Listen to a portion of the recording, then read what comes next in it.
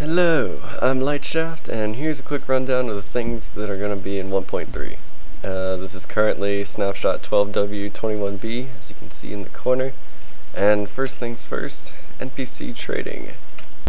Now, NPC trading right now is ridiculously buggy, but from what I've gathered is each time you trade with them, with the newest item, they'll give you a new trade option. So I did that.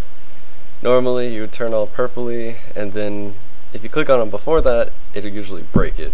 But if you just let them finish off his purple spree thing, you can click on them again and there will be a new trade option available. And it doesn't matter if you're looking at this trade option or not, that trade option will be right here. So if you know your NPC that you're trading with, that's an easy thing. Instead of having to click through, you can just put it in the first window that pops up, and then yeah.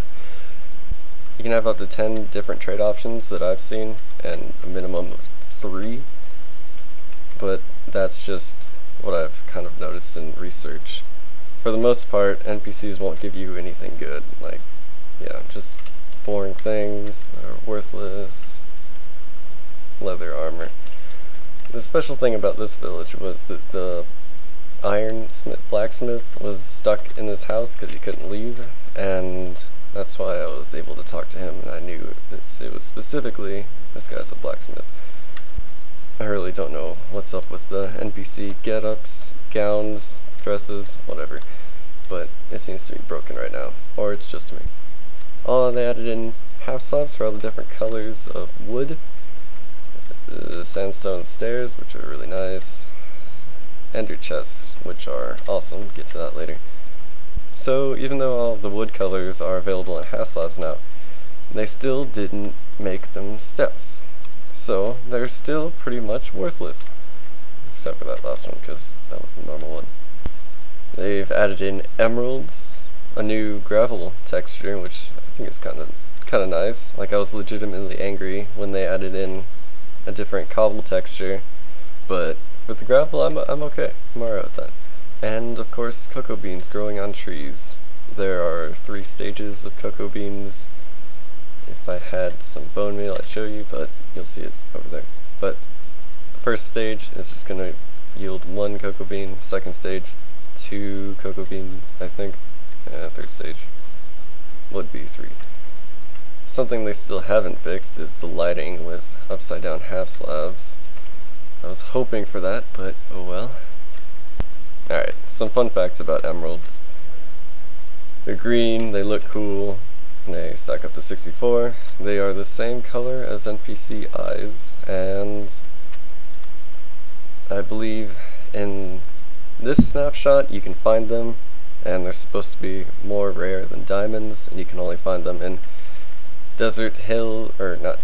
mountain hills, or extreme hills biomes, and extreme hills side biome. Something about extreme hills, that's the only place you can find them. I didn't really have any trouble, but I might have been lucky. Books. Books are also something new. Like, they actually do things now. So, if you get a book and quill, you can right click it, and you can actually type things. Yeah! And then you can sign it, name, yeah, sign and close. And now you have a book named Yeah. And it appears that books have up to, well, you have a certain number of characters you can do on each page, and you can click through the pages with the little arrows at the bottom. And the total number of pages seems to be 50. And each book can have a different name, you can name different books. And then you just have regular books that I don't really know how you get a book and quill, but regular books are just blah.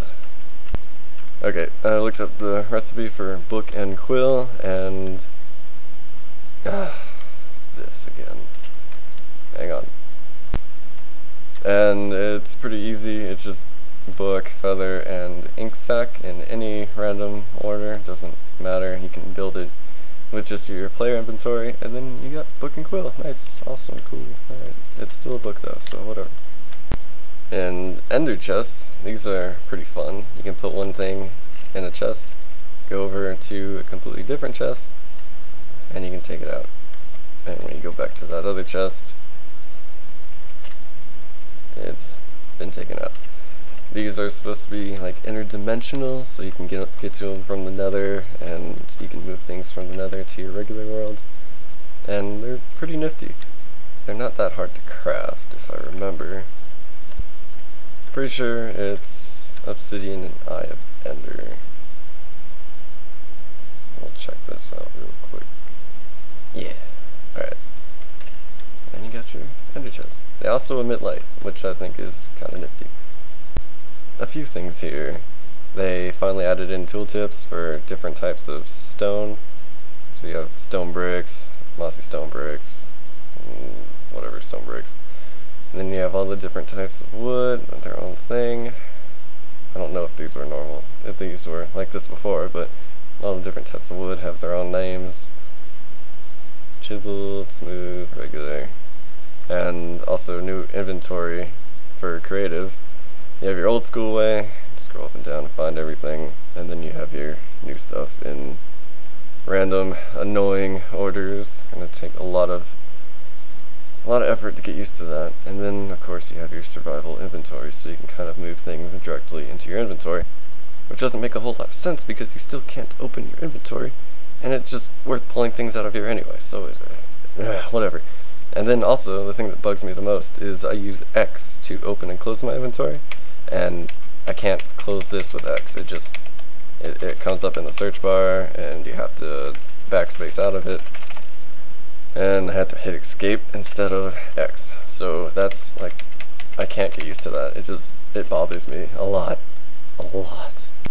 Also, with the introduction of large biomes, I'm enjoying it an awful lot. Like, I was running through a forest for an entire night and still didn't get to the end of it, but I've noticed that small biomes still exist in their usual form, but for the most part, they're just on the edge of other biomes, and like ocean biomes or large lakes.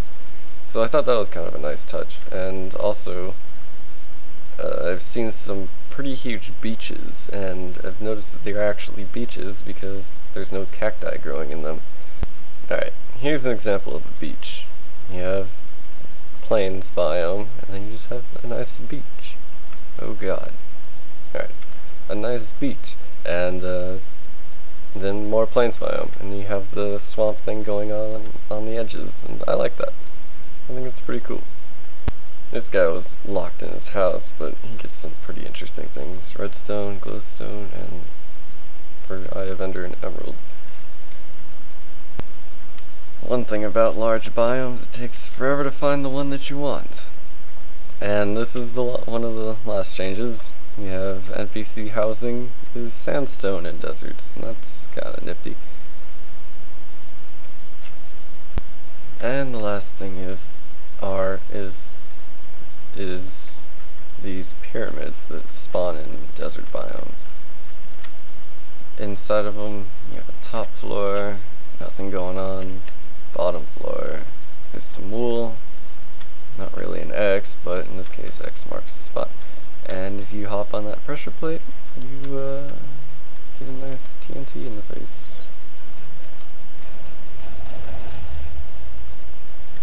But yeah, I was able to show off some of the items you can get in there. You can grab the TNT below, and there's 9 of them. And there's also, you can get diamonds and iron, gold. I don't really remember what else, but here's a few cocoa bean farms.